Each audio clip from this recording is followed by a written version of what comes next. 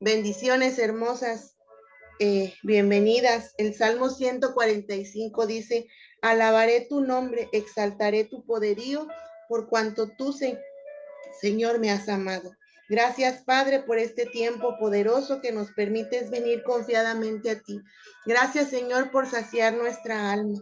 Bendecimos tu nombre y te pedimos que seas tú, Señor, el que tome control de las redes. Te pedimos que seas tú, Señor, el que establezca su soberanía. Te bendeciré, mi Dios, oh Rey, bendeciré tu nombre eternamente y para siempre. Cada día te bendeciré y alabaré tu nombre por toda la eternidad. Grande es Jehová y digno de suprema alabanza, y su grandeza es inescrutable. Gracias, Señor, porque has permitido que esta misericordia se renueve en cada una de nosotras. Gracias, Señor, porque vas a saciar nuestra alma.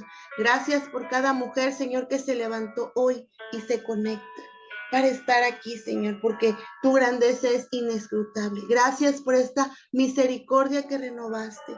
Padre, todo esto no sería posible sin tu Hijo amado Cristo Jesús, que vive y reina por los siglos de los siglos. Hoy te pedimos, Señor, que nuestras emociones estén aquí, que nuestros pensamientos estén aquí y que nuestra voluntad esté aquí. Que seas tú, amado Padre, gobernando nuestra vida. Queremos exaltarte, Señor, pero queremos ser saciadas en ti. Que nuestra alma encuentre el regocijo en esta madrugada. Gracias, Espíritu Santo, porque eres tú el que va a tomar el control de este tiempo. Gracias, Espíritu Santo, porque te podemos encargar nuestros dispositivos y que seas tú gobernando cada uno de estos hogares. Gracias, Señor, porque tu fidelidad permanece para siempre. Te alabamos hoy, Señor, con todo nuestro corazón. Grande es tu amor por nosotras. Tu fidelidad, Señor, es eterna. Bendecimos tu nombre y te alabamos por tus proezas. Todo esto no sería posible sin el Todopoderoso, tu Hijo amado, Cristo Jesús. Amén y amén. Bueno, hermosas, vamos a iniciar con este último tema de ceguera espiritual. Ya por ahí pudimos ver la introducción. Hoy tenemos ceguera de la conversión de Pablo de Tarso. Y bueno, Pablo, ¿verdad? Como algunas saben su historia, pues él era de los judíos, de aquellos que perseguían a los cristianos. Y bueno, esta ceguera de la que vamos a hablar el día de hoy es una ceguera para arrepentimiento, es una ceguera de conversión.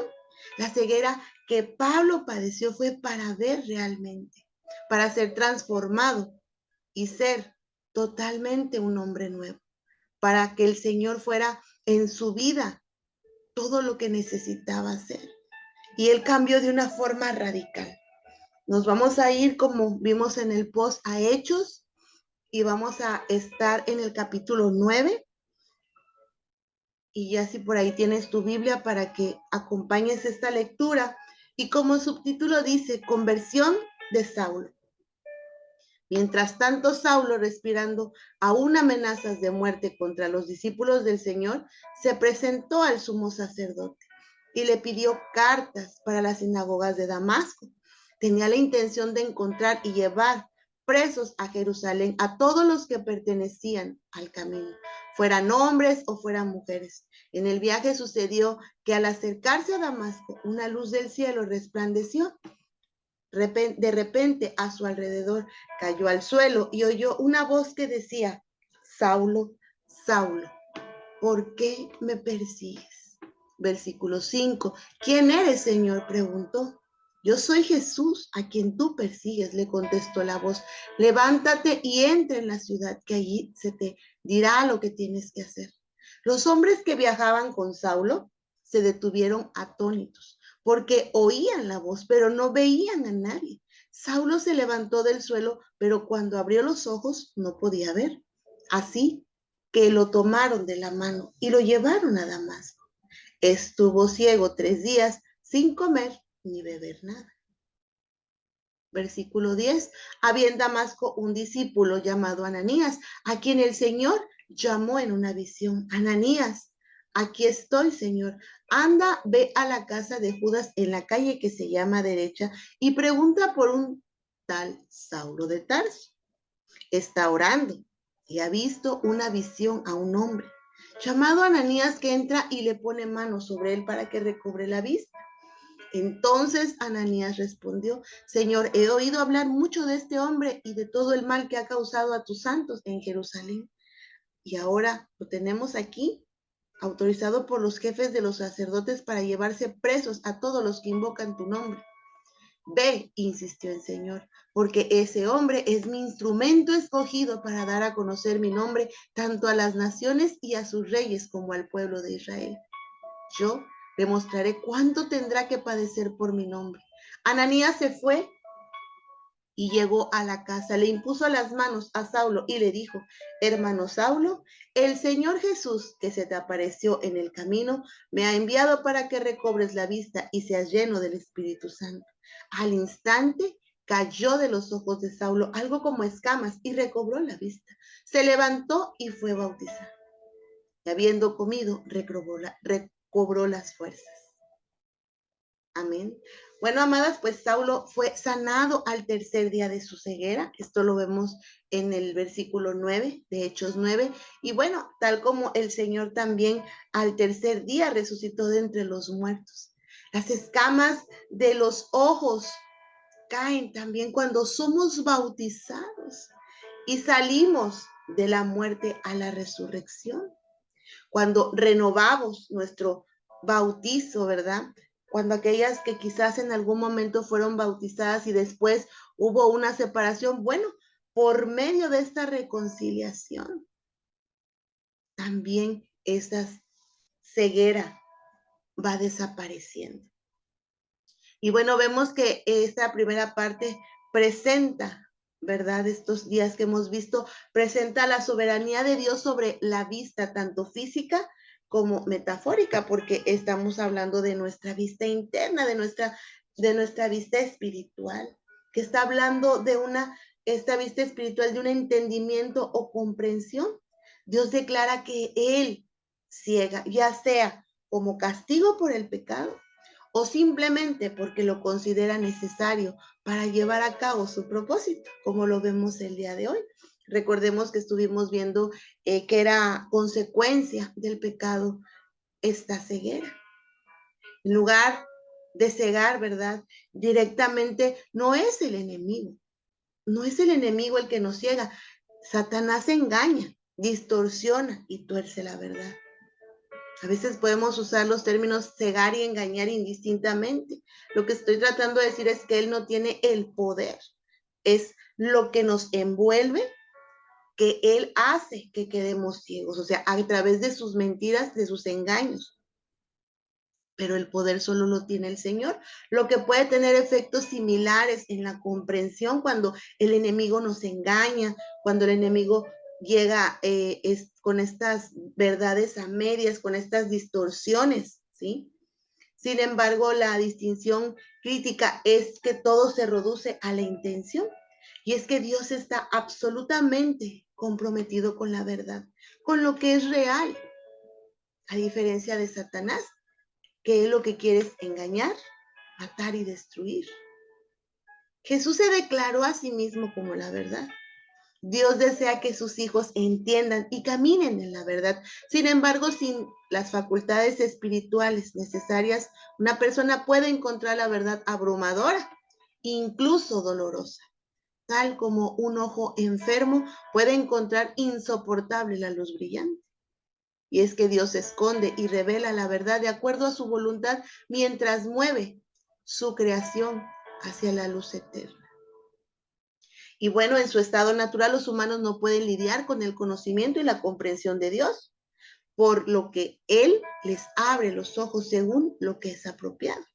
A su vez, también puede cerrar los ojos, ya sea como juicio, como estuvimos viendo en Deuteronomio 28:28, por misericordia. También recordemos que en la parábola del mayordomo fiel, el hombre que no conoce la voluntad de su amo es menos disciplinado, porque es responsable de menos. Lucas 12, 47 al 48 nos habla de ello. Debido a que Dios ha escogido alguna verdad ser revelada ahora, ha concluido a la humanidad en la incredulidad para poder tener misericordia de todos. Romanos 11:32. Y amadas, es que en esta era Él no está trabajando con toda la humanidad de la misma manera, por lo que cierra mentes, ciega los ojos espirituales de aquellos con quienes trabajará en edades o tiempo posterior, como enseña Salomón. Parte de su gloria es ocultar algunas cosas. Proverbios 25:2 dice, gloria de Dios es encubrir un asunto, pero honra del rey es investigar. Así es, sin embargo, Satanás no está comprometido con la verdad. En cambio, él es el padre de la mentira y de todos los mentirosos. Juan 8:44. Dios no le ha otorgado la autoridad para abrir o cerrar los ojos, por lo que en su lugar de eso él juega rápido, sigue siendo su misma estrategia. Él nunca tiene la verdad. Él es hábil para engañar. Él es hábil para distorsionar. Él es hábil para que nosotros caigamos en pecado. No está dedicado a la realidad de Dios, sino a su propia agenda. Él miente, exagera, actúa, distrae, minimiza y emplea cualquier otro subterfugio en su búsqueda de la superioridad, porque él siempre ha querido tener ese lugar, el lugar de Dios. Entonces todo aquello que usa para distraernos, para engañarnos, pues nos desvía del propósito, como ya lo hemos visto en otros estudios. Él utilizará algo quizás de verdad, pero lo hará para manipular. Lo hará de una manera egoísta para no reflejar la realidad. La Escritura nunca lo muestra abriendo los ojos o quitando el entendimiento que Dios le ha dado. Sin embargo, torcerá, distorsionará la verdad, alentando a la naturaleza humana a engañarse a sí misma acerca de la verdad que esté disponible. Alguna verdad está fácilmente disponible para todos. La humanidad no tiene excusa cuando se trata de la verdad de la existencia de Dios. Romanos 1:18-21 habla de la culpabilidad del hombre. Dice así, porque la ira de Dios se revela desde el cielo contra toda impiedad e injusticia de los hombres que detienen con injusticia la verdad. Versículo 19 de Romanos 1. Por lo que de Dios se conoce, les es manifiesto, pues Dios se lo manifestó, porque las cosas invisibles de Él, su eterno poder y deidad, se hacen claramente visibles desde la creación del mundo, siendo entendidas por medio de las cosas hechas, de modo que no tienen excusa, pues habiendo conocido a Dios, no le glorificaron como a Dios, ni le dieron las gracias, sino que se envanecieron en sus razonamientos y su necio corazón fue entenebrecido. Nos habla este pasaje de que no tenemos excusa cuando hablamos de la existencia de Dios, porque sabemos, se ha revelado que hay cosas que son imposibles, como veíamos el primer día de todos aquellos hombres y mujeres que siempre están tratando de evadir la verdad divina, buscando un razonamiento lógico para las cosas que suceden en el mundo, incluso para la creación del mismo. En este versículo 20 dice, porque las cosas invisibles de Él, su eterno poder y deidad, se hacen claramente visibles desde la creación del mundo, siendo entendidas por medio de las cosas hechas, de modo, amadas, dice aquí que no tenemos excusa. Nuestro necio corazón estaba entenebrecido. Satanás nos ha cerrado los ojos a esta realidad, a hablar de las maravillas y la grandeza de Dios. En cambio, dice Pablo, la gente ha suprimido esa verdad, cerrando sus propios ojos, y Satanás los ha ayudado en su camino. Esto lo vemos de manera similar cuando la serpiente ayudó a Eva a reinterpretar lo que Dios había dicho de una manera que parecía beneficiarla. De hecho, sabemos que esta desintegración comienza, ¿verdad?, cuando es la caída en el Edén hacia el pecado. Esto fue buscando un conocimiento que aún no era apropiado para ella. Vimos cómo los ojos de Adán y Eva se abrieron al pecado, al comer del árbol del conocimiento del bien y el mal. Satanás no lo hizo, ni abrió ni cerró los ojos, pero ofreció una narrativa alterna que alivió su rechazo de lo que Dios había dicho. Realmente lo que a Adán y a Eva le cerró los ojos, pues fue el pecado. Segunda de Corintios 3, 12 al 16 dice, por tanto, puesto que tenemos tal esperanza, usamos una gran osadía de la palabra, a diferencia de Moisés, que puso un velo sobre su rostro, para que los hijos de Israel no pudieran mirar fijamente el fin de lo que estaba acabando. Pero sus mentes estaban cegadas, porque hasta el día de hoy el mismo velo permanece sin levantar en la lectura del Antiguo Testamento, porque el velo es quitado en Cristo, pero aún hasta el día de hoy, cuando se lee a Moisés, un velo está puesto sobre su corazón. Sin embargo, cuando uno se vuelve al Señor, el velo se quita. Esta es, hermanas, una realidad vital para nosotros porque deberíamos poder mirar todos los sacrificios y ver la gloria de Cristo, porque Él es el objeto de la alabanza y de la grandeza. Su luz era demasiado brillante para los israelitas, porque sus mentes carnales no podrían recibirla. Hemos visto cómo en este tiempo, ¿verdad? Fue Él tan vituperado. Ellos no pudieron reconocer que era el Mesías. Entonces Pablo usa las metáforas de la ceguera y los velos. El velo de Moisés fue considerado para un pueblo carnal que no podía manejar la luz, ni física ni espiritualmente debido a su estado natural. Y es que cuando iniciamos este tema vimos que estaban cegados por la desobediencia. No fue Satanás quien introdujo ese velo. ¿Quién cegó a Israel? Pues Dios mismo. Declara que cegó y endureció el corazón de los israelitas, tal como prometió que lo haría si persistían en la desobediencia. Hemos visto a través de todos estos días otras maneras en que nuestro corazón es cegado, nuestra mente está cegada. Isaías 6, 9, 10 dice, y dijo, ve y dile a este pueblo, sigan oyendo, pero no entiendan. Sigue viendo, pero no percibas. Entumece el corazón de este pueblo, agrava sus oídos, cierra sus ojos, que no sea que vean con sus ojos y oigan con sus oídos y entiendan con su corazón y vuelvan y sean sanados. Él mismo lo permite. ¿Por qué? Por la dureza de los corazones. Porque el Señor ha derramado sobre nosotros un espíritu de sueño profundo y ha cerrado vuestros ojos, es decir, los profetas, y Él ha cubierto vuestras cabezas, es decir, los videntes. Isaías 29:10. Cuando el profeta Isaías estuvo predicando, mucho habló sobre esta ceguera, sobre este entumecimiento, sobre cómo debían de permanecer hasta los tiempos venideros. Por tanto, aquí yo volveré a hacer una obra maravillosa entre este pueblo, una obra maravillosa y un prodigio, porque perecerá la sabiduría de sus sabios y se desvanecerá la inteligencia de sus entendidos. Isaías 29:14 nos habla que aún aquellos que ya tenían un poco de visión espiritual, al no seguir el camino correcto, al no seguir los prodigios del Señor, aquella sabiduría también va a desaparecer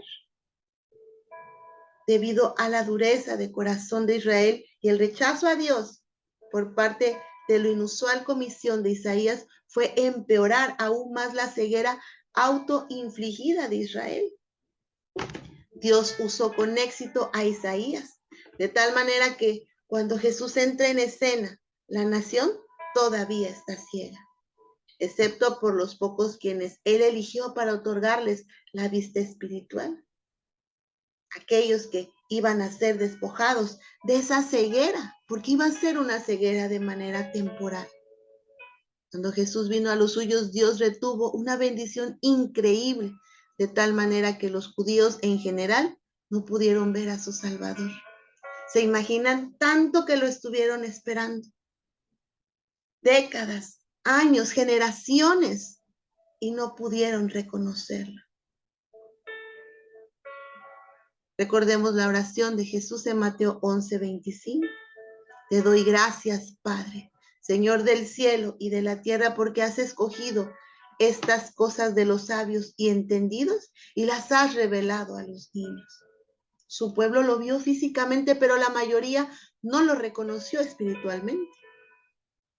Dios no retuvo este entendimiento por venganza, sino porque lo habían rechazado todo el tiempo. En la epístola a los Romanos, Pablo subraya la ceguera espiritual de Israel e identifica claramente quién era y es responsable de ella. Esto está en Romanos 11:7-8. Entonces, ¿qué? Israel no ha obtenido lo que busca, pero los elegidos la han alcanzado y los demás fueron cegados, tal como está escrito.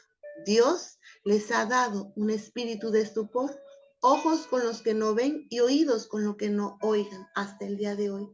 Así es, el segundo día vimos sobre este espíritu. ¿Cómo es que están cegados? ¿Cómo es que endormece? ¿Cómo es que entumece? ¿Cómo es que no permite caminar en el propósito del creyente?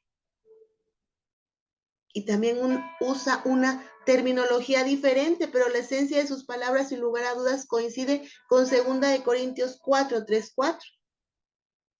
Pero aún, si nuestro evangelio está velado para los que se pierden, cuyo entendimiento el Dios de este siglo ha cegado el entendimiento de los incrédulos para que no les resplandezca la luz del evangelio de la gloria de Dios, que es la imagen de Dios y debe resplandecer sobre ellos. Así es, amada, para los que se pierden, el evangelio del reino de Dios está velado.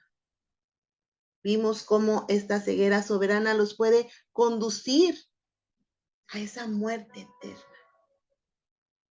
Pueden entender algunos aspectos del mismo por los cuales Dios los hará responsables, pero Él ha equipado solo a algunos, a los elegidos, con el Espíritu Santo para entender las cosas profundas.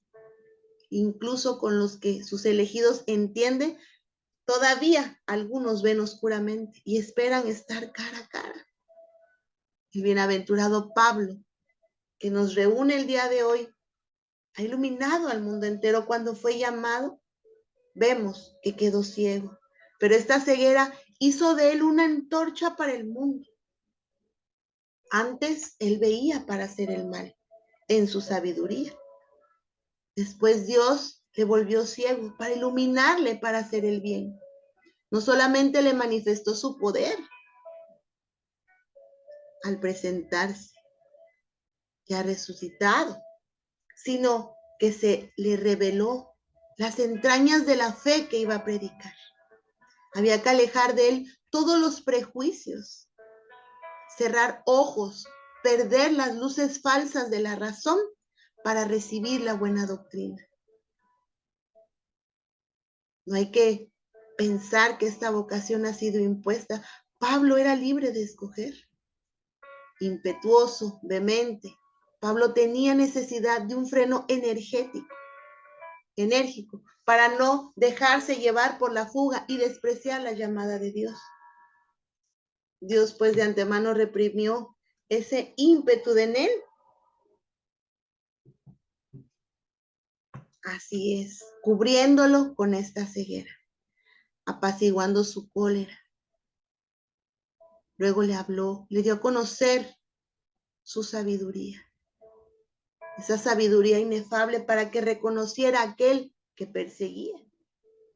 Y es que no le dice, ¿por qué persigues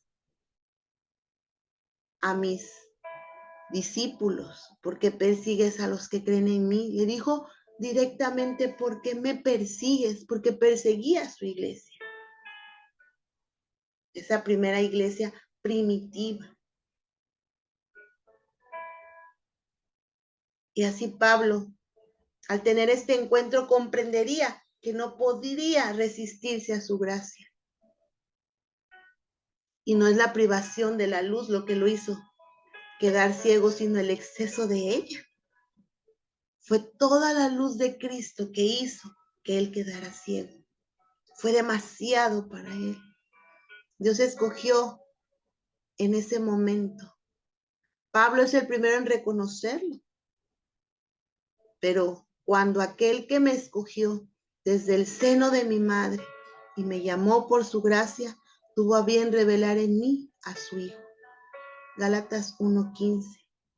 Aprendamos pues de la boca de Pablo, que ni él ni nadie después de él ha encontrado a Cristo por su propio Espíritu. Es Cristo que se revela y se da a conocer como lo dice el mismo Salvador. Dice Juan 15:16, no me habéis elegido vosotros a mí, sino yo los he elegido a vosotros. Antes de convertirse, Saulo pasó años estudiando las escrituras hebreas. Al enterarse que había judíos que anunciaban que Jesús era el Mesías, se indignó. Este mensaje contradecía todo lo que él había aprendido desde niño, de modo que se propuso destruir personalmente el nuevo movimiento de los cristianos. Saulo causó grandes aflicciones a los judíos que se habían convertido a Cristo, porque los arrestaba e incluso trataba de darles muerte a todos. Pero Dios tenía un plan diferente para este apasionado fariseo. Mientras Saulo, más tarde llamado Pablo, se dirigía a Damasco para arrestar a algunos de los discípulos, el mismo Cristo resucitado se le apareció en medio de una luz resplandeciente. Es que Saulo queda ciego para evidencia de la ceguera de su corazón. Aunque se había dedicado por completo a cumplir la ley, era incapaz de reconocer a Jesús el Mesías, el cumplimiento de todas las esperanzas y promesas de la ley. Y hay muchas doctrinas que hoy se encuentran en esta misma situación, tratando de cumplir la ley, pero incapaces de reconocer a Jesús, incapaces de poder tener una relación personal, única y estrecha con él. En los días posteriores, Pablo se pasó en constante oración. Sin duda había un conflicto entre todo lo que había aprendido antes y lo que acababa de experimentar. Dios, que conocía bien la lucha interior de Pablo, le envió a Ananías para ayudarle a acercarse a Jesús, como hemos visto. Y le dijo que estaba orando. Milagrosamente se le cayeron las escamas y recupera la vista. Y ese mismo tiempo, en ese mismo momento, se le quitó el velo que había sobre su corazón y pudo ver a su Salvador. Cuando recibió el Espíritu Santo, Pablo experimentó una libertad tan extraordinaria que comenzó una vida totalmente nueva, una vida que lo transformaría de perseguidor en apóstol y lo llevaría a desear a Cristo por encima de todo. Tal y como nos sucede a nosotros, Pablo también tuvo que crecer en su relación con el Señor y dejar que se le quitaran los otros velos que le cubrían el corazón. Con el tiempo se transformó en un instrumento extraordinario para la obra de Dios, porque proclamaba sin miedo la fidelidad y la providencia del Señor para todas las circunstancias de nuestra vida. Así es. Padre Celestial, ¿verdad?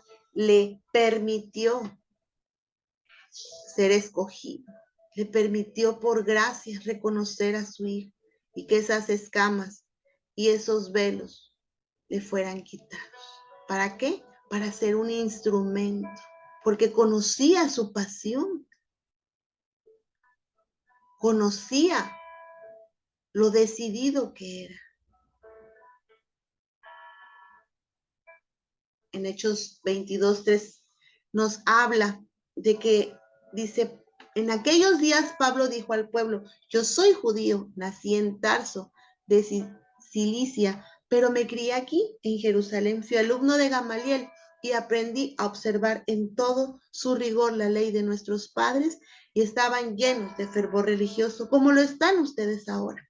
Así es, Pablo a los 13 años es enviado como alumno de Gamaliel para aprender totalmente, ya para tener este llamado. Ya fue alumno para ser maestro, para llenarse de todo este fervor, como el cual dice ahora muchos de ustedes están. Es Hechos 22 del 3 al 16, dice, perseguía a muerte a la religión cristiana, encadenando, metiendo en la cárcel a hombres y mujeres como pueden atestiguarlo. El sumo sacerdote y todo el consejo de los ancianos, ellos me dieron cartas para los hermanos de Damasco y me dirigí hacia allá en busca de creyentes para traerlos presos a Jerusalén y castigarlos. Pero en el camino cerca ya de Damasco, a eso del mediodía, de repente me envolvió una gran luz venida del cielo. Aquí es Pablo narrando lo mismo que leímos en Hechos 9, pero esta vez es él dándolo como testimonio. Caí por tierra y una voz que me decía, Saulo, Saulo, ¿por qué me persigues? Yo respondí, Señor, ¿quién eres tú? Él me contestó, yo soy Jesús de Nazaret, a quien tú persigues. Los que me acompañaban vieron la luz, pero no oyeron la voz que me hablaba. Entonces yo dije, ¿qué debo hacer, Señor? El Señor me respondió, levántate y vete a Damasco, allá te dirán todo lo que tienes que hacer. Como yo no podía ver, cegado por el resplandor de aquella luz, mis compañeros me llevaron de la mano hasta Damasco. Hay un hombre llamado Ananías, varón piadoso y observante de la ley, muy respetado por todos los judíos que vivían en Damasco, fue a verme y se me acercó y me dijo, Saulo, hermano, recobra la vista. Inmediatamente recobré la vista y pude verlo. Él me dijo, el Dios de nuestros padres te ha elegido para que conocieras su voluntad, vieras al justo y escucharas sus palabras, porque deberías atestiguar ante todos los hombres lo que has visto y oído. Y ahora, ¿qué esperas? Levántate, recibe el bautismo, reconoce que Jesús es el Señor y queda limpio de tus pecados. Así es, Pablo, como él mismo lo ha dicho en su testimonio, era un hombre bueno, observante de la ley. Sin embargo, hasta que en Damasco se encontró personalmente con el Señor, solo hasta ese momento, entonces su vida se transformó. Es ahí donde él se transforma radicalmente. Por eso es necesario que cada una de nosotras tengamos una vida, un encuentro, un espacio, o es decir, un Damasco, un momento en nuestra vida que sirva como parteaguas. Antes yo era de este mundo, podríamos decir, pero ahora pertenezco a Cristo. Es fácil saber si hemos tenido este encuentro, pues tiene un antes y un después.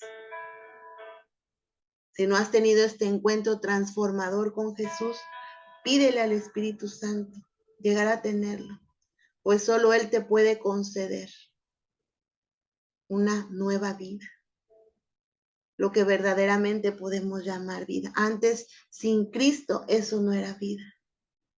Solo después de Damasco podremos comprender al ser quitadas nuestras escamas. El Señor tenía contra los judíos y los fariseos, como hemos visto en aquella serie Descalificados, toda aquella hipocresía, todo aquel exceso de confianza al ser enseñados a través del Torah, todas aquellas leyes de Moisés. Ellos confiaban solamente en la ley. Romanos 2, 17 al 29 nos recuerda. Y es Pablo escribiendo, tú que te llamas judío, confías en la ley de Dios y te jactas de tu relación especial con Él. Tú sabes lo que a Él le agrada, sabes bien lo que es correcto, porque se te ha enseñado su ley. Estás convencido de que eres guía para los ciegos y luz para los que andan perdidos en la oscuridad.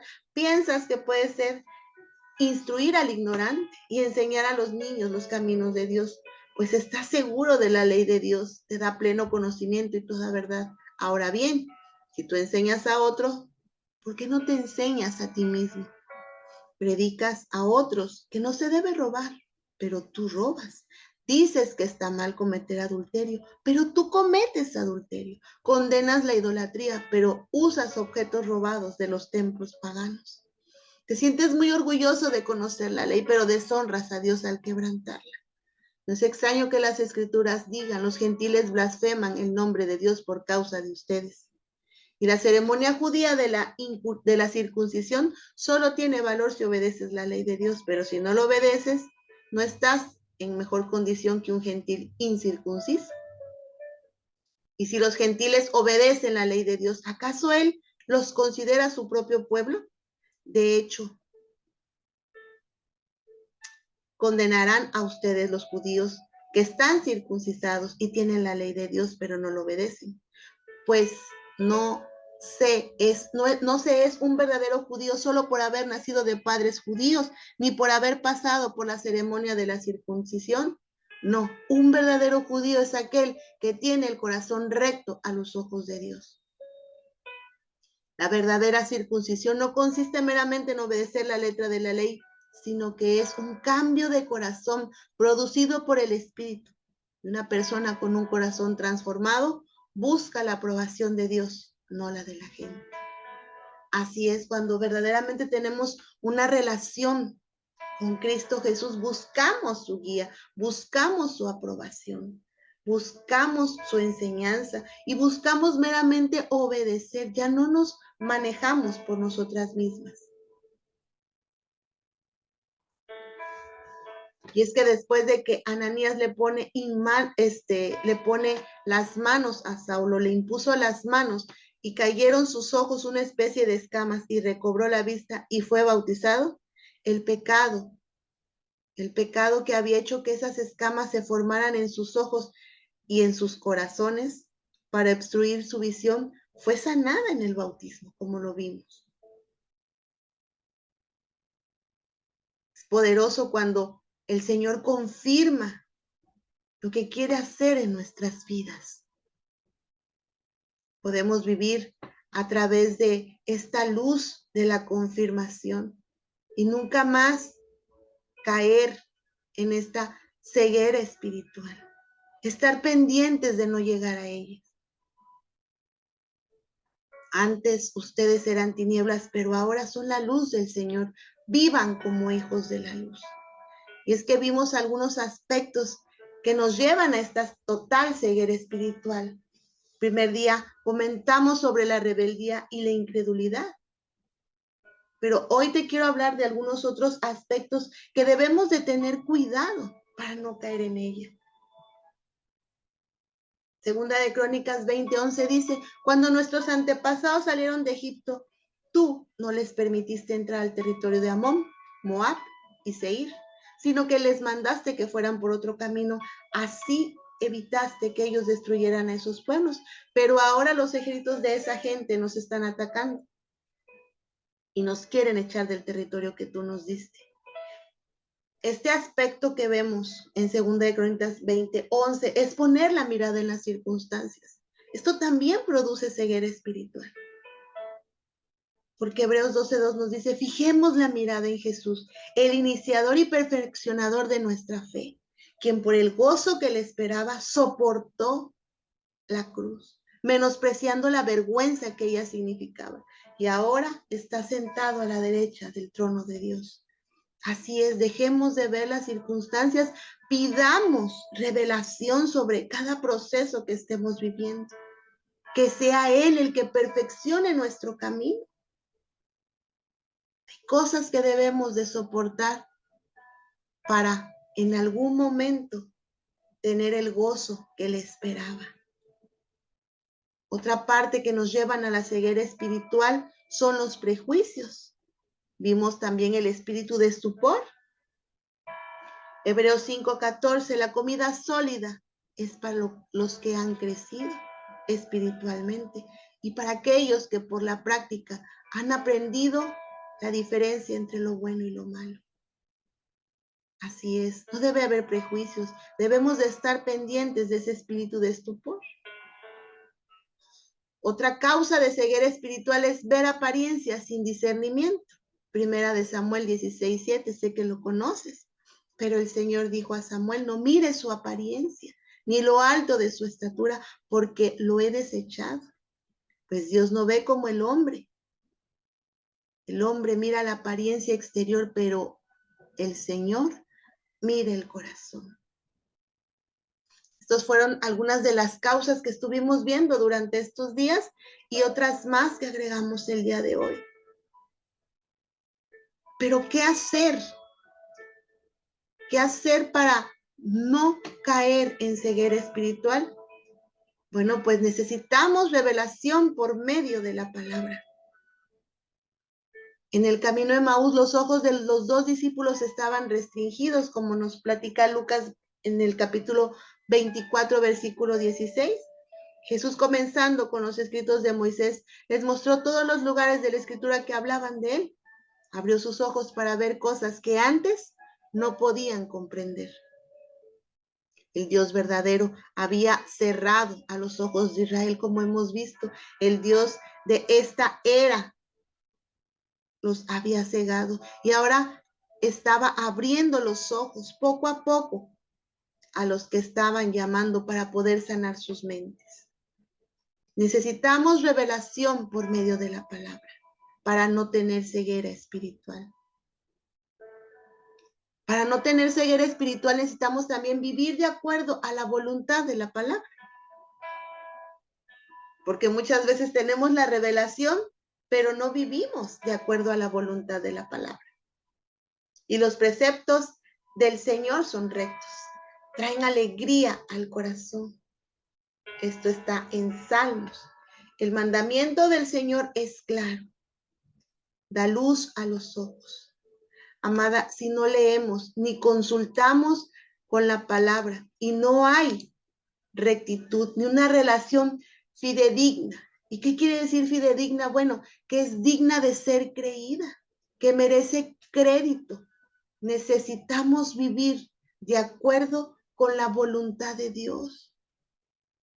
Si ya tienes la revelación, ahora necesitas ponerla en práctica. Así son los preceptos del Señor. Debemos ponerlos a trabajar en nuestras vidas. No podemos engañarnos con una relación falsa o una falsa relación. Y bueno, otra situación que necesitamos para no caer en ceguera espiritual, lo vimos, y es caminar por fe. Vivimos por fe, no por vista. Así que nos mantenemos confiados. Nos mantenemos confiados. Y preferíamos ausentarnos de este cuerpo y vivir junto al Señor. Por eso nos desempeñamos en agradarle. Así que vivamos en nuestro cuerpo o lo que hemos dejado. Es importante seguir caminando por fe. Y sobre todo para no tener ceguera espiritual, no debemos contaminarnos. Josué 7, 19 al 21 nos habla del anatema. Entonces Josué dijo a Acán, hijo mío, te ruego, da la gloria al Señor Dios de Israel, dale alabanza y declárame ahora lo que has hecho, no lo ocultes. Acán respondió a Josué y dijo, en verdad he pecado contra el Señor Dios de Israel, y esto es lo que he hecho. Cuando vi entre el botín un hermoso manto de cinar y 200 siclos de plata y una barra de oro de 50 siclos de peso, los codicié y los tomé. Y aquí que están escondidos en la tierra dentro de mi tienda, son como la plata debajo de ella. Así es. Recordemos que tener cosas ocultas, haber incurrido en lo que el Señor especificó que no debías de hacer, trae anatema a tu vida. Y como consecuencia, trae ceguera espiritual. La infidelidad a la palabra, la infidelidad también provoca ceguera espiritual. Tenemos 2 de Samuel, cuando vemos el pecado de David y Betsabé. Aquella tarde cuando se propuso visitarla. Aquella tarde que él la vio y la codició. Eso es infidelidad. Y esto causa ceguera espiritual. Daniel 1:8 también nos habla de esa contaminación.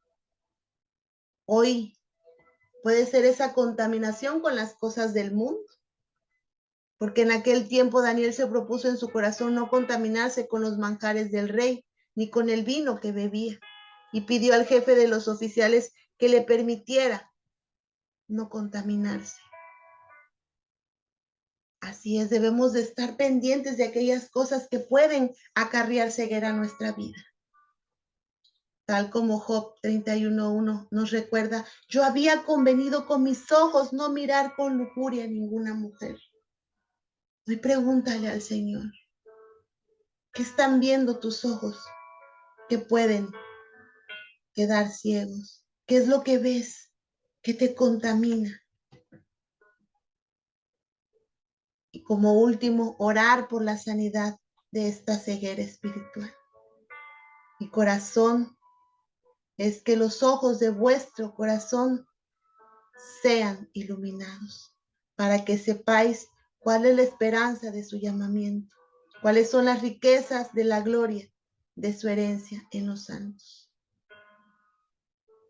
Amada, y si en estos 4 días no distinguiste o no te reconociste en algunas áreas de esta ceguera espiritual, bueno, primeramente pídele al Señor que te ayude a reconocerte en alguno de estos 4 temas. Vuelve a escucharlos, entra al canal. Quizás estabas un poco, ya quizás para tu trabajo no pudiste poner totalmente atención, pero pídele al Señor que te ayude a reconocer tus áreas de ceguera espiritual.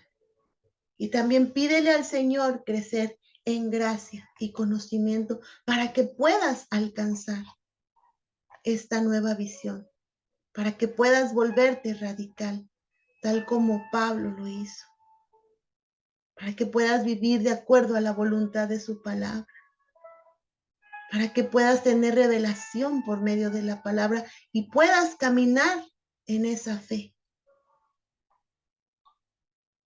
Es necesario seguir buscando el no caer en ceguera espiritual. Es muy fácil tropezar, pero aquí está el Señor, día a día para hablarnos claro y fuerte. Tiene los salmos, te decía, esos mandamientos que son rectos y traen alegría a tu corazón. Salmo 19:8. El Señor quiere hablar todos los días a nuestras vidas, claro y fuerte. Y por eso es que trae estos temas para que no incurramos, para que no tropecemos, para que no vayamos para atrás. Amén. Vamos a orar. Gracias, Señor, porque nos permitiste continuar. Gracias, Señor, porque día a día muestras tu favor en nuestras vidas. Y a veces, Señor, somos tan ciegas, somos tan necias. Y nuestro corazón está tan perturbado en nuestras propias creencias, en nuestras propias decisiones, en nuestra propia carne, haciendo las cosas que queremos, no siguiendo tu palabra, no siguiendo tu instrucción. Y poco a poco así, Señor, endureciendo el corazón y trayendo ceguera. Hoy, Señor, hemos visto que esta luz que llenó y que llevó a Pablo, también lo hizo caer en ceguera.